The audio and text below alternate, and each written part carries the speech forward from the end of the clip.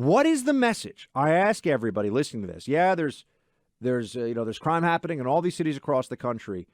In this instance now, there's clear video. It's a national news story. What message is Alvin Bragg, the district attorney, the progressive Soros-backed district attorney of New York, showing by charging Jose Alba, a hardworking, law-abiding, Latino American family man?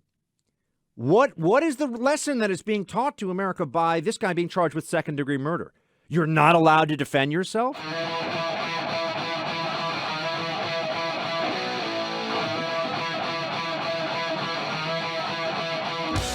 Cities are having a rough one.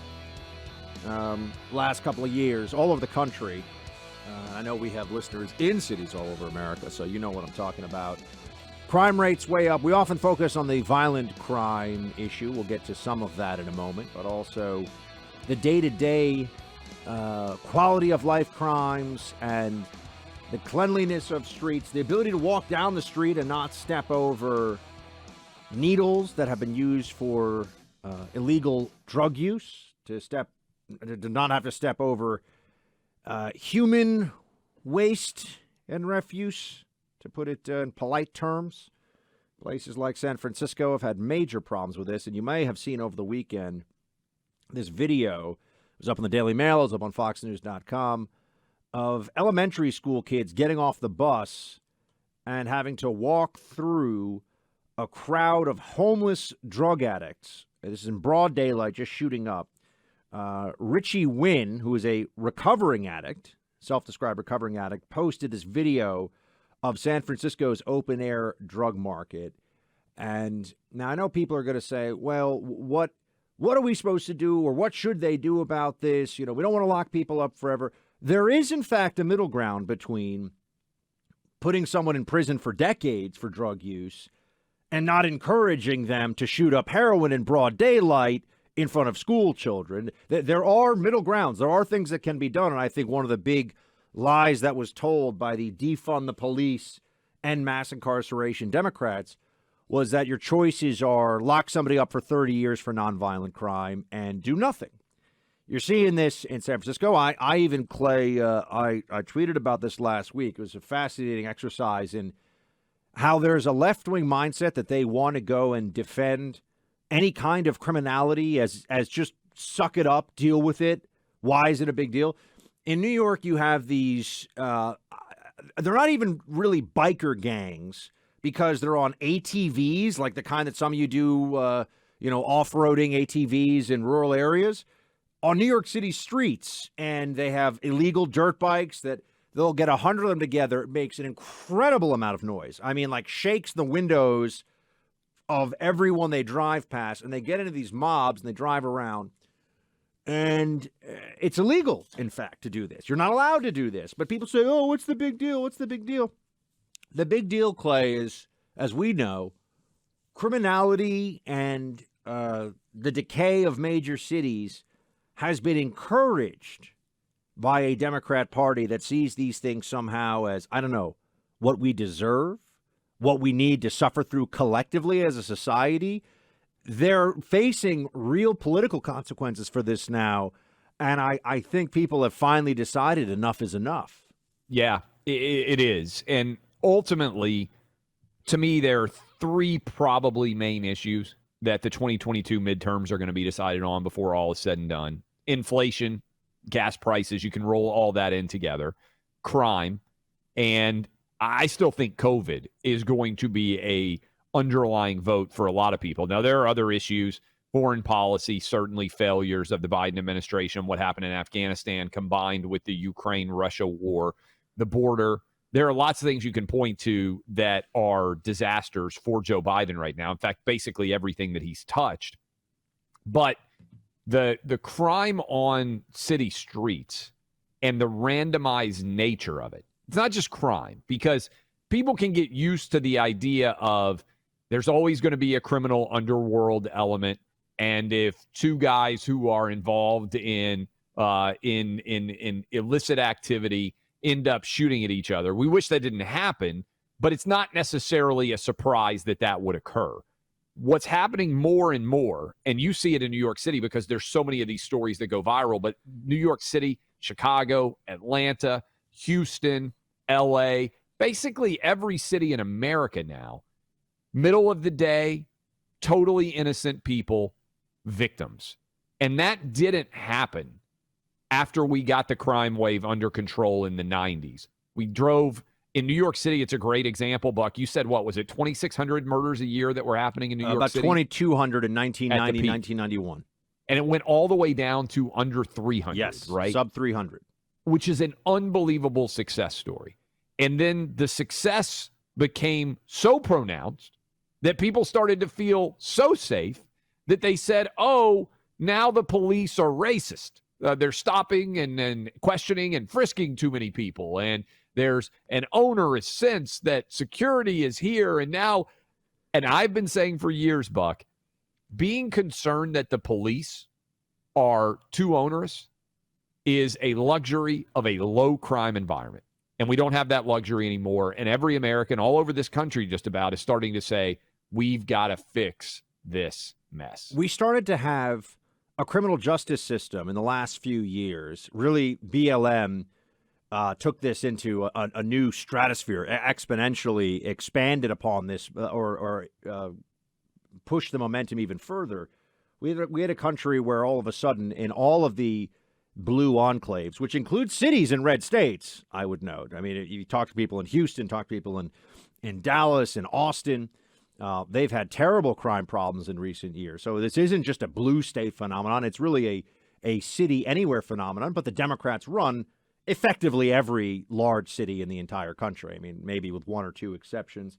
I think Fort Worth is like 50-50 Democrat, Republican. But you think of another city that is 250,000, 500,000 or more, and overwhelmingly they're all Democrat run. But what they decided was that social justice and virtue signaling were going to be running the prosecutor's offices and the police commissioner's office. And we see how that has played out all over the country. It has been misery and despair for the law-abiding. And that brings me to this case in New York of Jose Alba, who is a 62-year-old bodega worker, employee.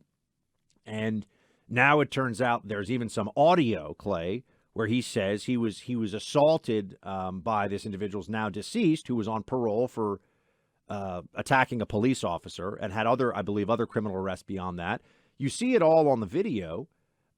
He thinks that he has a right to manhandle a person, to assault a person more than behind once, behind the counter of a effectively a small grocery store, and he thinks, and it's all on very clear video, and he decides that he's going to intimidate, he's going to assault, he's going to threaten. The man Alba had already been threatened with a knife by the girlfriend, who came in afterwards, by the way, and did stab Alba, and was not even arrested for this or charged for this in any way. What is the message? I ask everybody listening to this. Yeah, there's crime happening in all these cities across the country. In this instance now, there's clear video. It's a national news story. What message is Alvin Bragg, the district attorney, the progressive Soros-backed district attorney of New York, showing by charging Jose Alba, a hardworking, law-abiding, Latino American family man? What is the lesson that is being taught to America by this guy being charged with second-degree murder?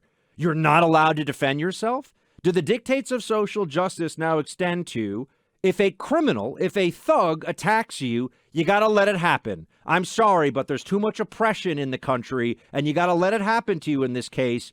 Because what? I don't even know what Bragg thinks he's doing here, other than criminalizing self-defense.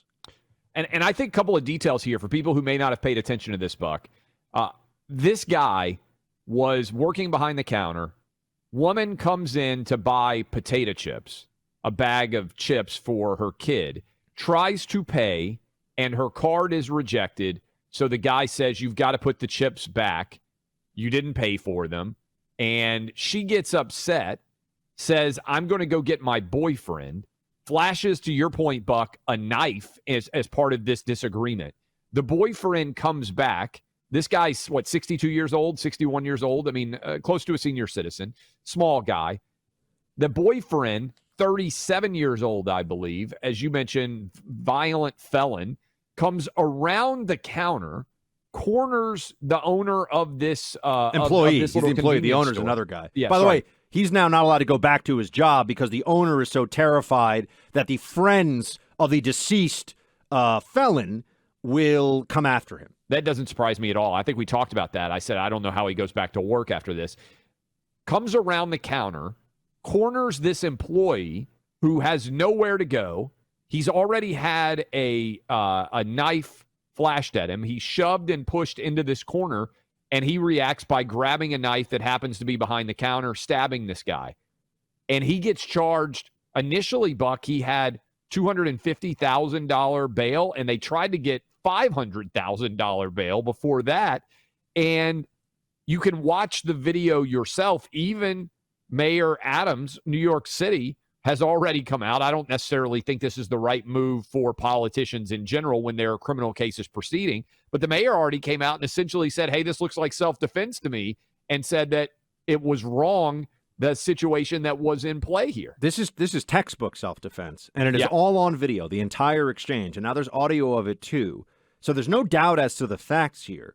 So again, I come back to this question. What does the district attorney of America's, in Manhattan, of America's largest city, what does he think he is teaching the people of New York? Or what is he showing them by charging this guy with murder? I mean, what is the point of this other than to say, when thugs come after you, when criminals assault you, you let it happen or we will lock you up. We will send you to prison. And anybody who lives in a city with Democrat Soros prosecutors has got to think, this is now apparently the new normal. I am to be physically violated and hope that I'm not choked out to death or stabbed by the knife that this guy they'd already flashed the knife at him. He had every reason to believe the boyfriend had probably taken the knife from the girlfriend and now was coming after him behind.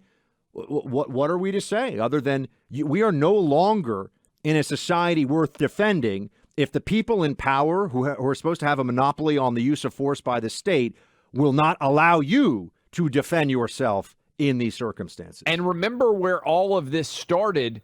They wanted to buy a bag of chips and didn't have the money to buy it. And so he told them they needed to put the chips back, which is what employees are supposed to do in retail establishments when people don't have the money to buy. And she was furious over the fact that that had occurred and brought her boyfriend in to try to rough up this employee over 60 years old who happens to work in this little corner convenience store in What do you New York think, City. by the way, what do you think how do you think this case goes if the guy who gets stabbed, because again, anybody could get upset in a moment and, right? The guy who gets stabbed is a white guy who works for a big investment bank and he assaulted this guy. Do you think there's second-degree murder charges brought by Alvin Bragg? No, I think the identity politics plays a big role here.